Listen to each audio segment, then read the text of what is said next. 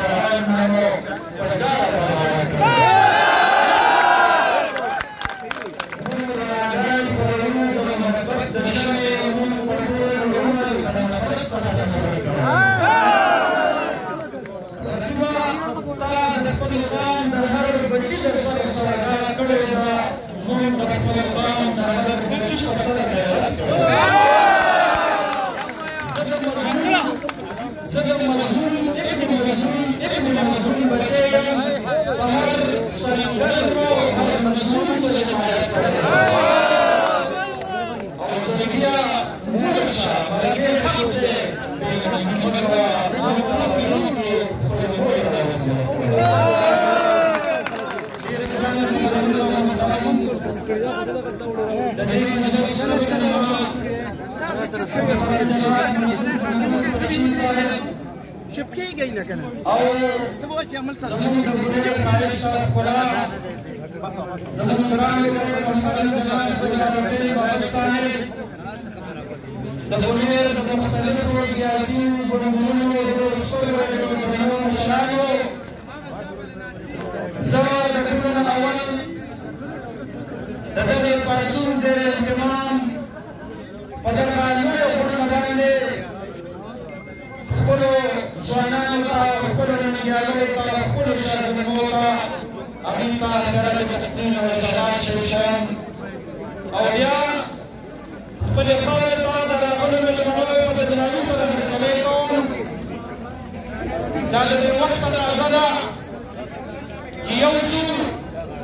دا د دې وخت اندازه ده سیاسي ډلې به وي ګوندونه به وي نارې به وي اختلاف به وي خو د امن د سپینې جنډې د لاندې به د منیر بچې بچې یو موږ دلته د خپلو ځوانانو د خپلو بچو د خپلو سپینږیرو د خپلو تورسرو د خپلو خویندو میندو د هغوی د امن د هغوی د حیا د هغوی د عزت او د هغوی د عفت د هغې د جنګ لپاره راغونډ شوي یو او موږ ټولې دنیا ته دا پیغام ورکوو چې موږ ته د خپل کلي او د خپل ولس د عزت او د امن لپاره مخکې هم یو یو موږ اوس هم یو یو او موږ په دا روان وخت کې هم یو یو انشاءالله منظور پښتین صاحب تاسو تشریف راوړی دی د بنیر د هغې ننګیالو خاورې ته د کومې خاورې هر سرحد او هر بارډر چې د دې خاورې د مشرانو د هغې د حریت او د ازادۍ ګواهي ورکوي مشره که منیر به څوک د کړاکړ په لار باندې رادننه کېږي نو بیا د منیر د سن 1894 د یو فرنګي جرنیل جنرال بنډن د هغه خلاف زما د سلارزي قام او زما د بلوري قام د هغې په مېړانه د هغې په نرتوب د هغې په ننګ او په پت باندې دا کاڼي او بوټي ګواهي مشره منیر ته که څوک د کنګرګلۍ او د نانسیر په لار باندې رادننه کېږي نو مشره تاریخ په دې خبره ګواه دی چې د فرنګي خلاف په جهاد کې د سید احمد شهید سره د ټولو لومړنی بیعت دا د نانسیر او د کنګرګلۍ غیرتمندو پښتنو مسلمانانو کړی او په عامې قبرستانونو کې د عامې حریت پسندو د مشر جنرال بخت غوندې عظیمې هستۍ را دفن دي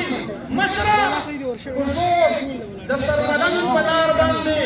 د کرپې په ټنډو باندې ګنیر ته رادننه کېږي نو د مغول 52,000 ککرۍ مو مشرانو په دغه ځای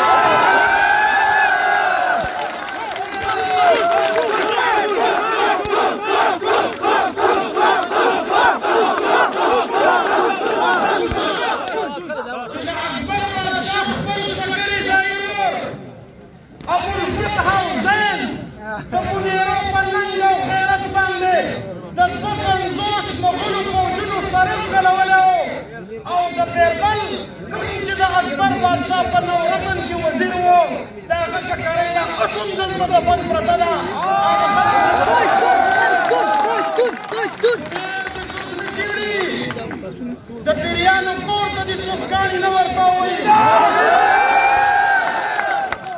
دا د ننګیالو خاوره ده کونیر د توریانو خاوره ده کونیر د قرآن میلې په لار باندې راځي نو د امبېلا کمپین او د جنګ امبېلا د ازادۍ او د حریت داستانونه دا د فرنګي په لار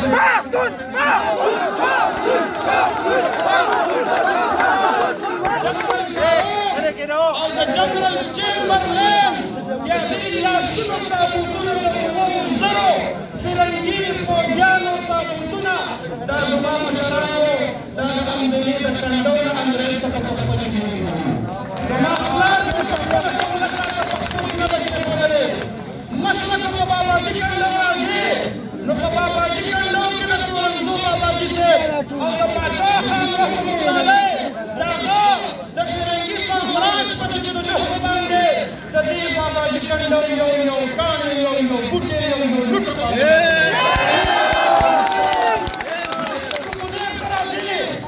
او د خودخیلو د غیرتي ولس په خاوره باندې رادننه کېږي نو بیا هم یاد ساته چې بیا په پنځار کې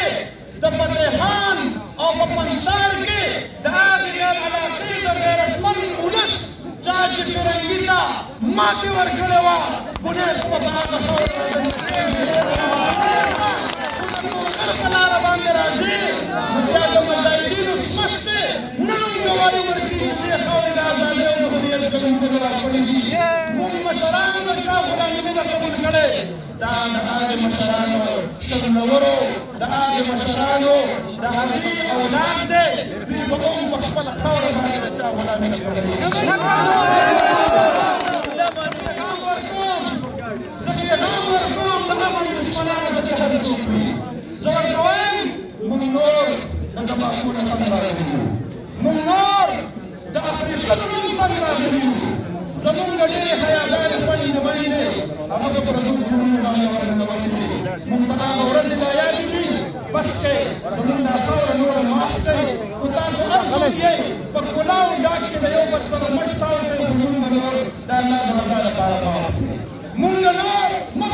تکلیف کوئ زما امن غواړو امن غواړو امن غواړو امن غواړو موږ په خپله خاوره امن غواړو موږ په خپله خاوره امن غواړو موږ د خپل ولس لپاره امن غواړو په خپل سکول کې امن غواړو په خپل جومات کې امن غواړو په خپل بازار کې امن غواړو په خپل مدرسه کې امن غواړو په خپل کور کې امن غواړو په خپل ځوان لپاره امن غواړو د امن لپاره او اخیرنۍ خبره درته کوم د بغاوت په اخري رکعت کې امام صاحب زر کوه سلام جای باسه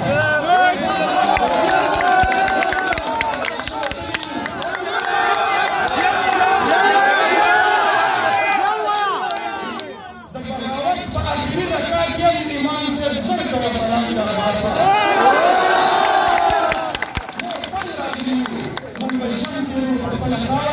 په امن سره به یې تېرو په اتفاق سره به یې تېرو او اخرنی پیغام ورکوم زما د کونیر ولس نه د ټولو خبرې غواړي چې د کونیر د دې غریب ولس نه څه غواړي